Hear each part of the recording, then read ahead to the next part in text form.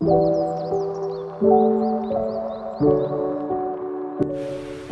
morning guys! So ayan, nagigising lang natin and nag-aayos tayo ng hinigaan natin bago tayo gumayak dahil papasok tayo ng school today. So here is my vlog, a day in my life as a college student. So ayan, nag-aayos ako ng buhok ko bago ko lumabas, magluto ng food for breakfast, and then later pagbalik ko, naligo na ako. Ayan, syempre nakaligo na tayo dyan. At syempre ayaw natin maging tsaka sa school. So ayan, nag-aayos ang ating a girl. Ayusin natin ng tsaka mukha.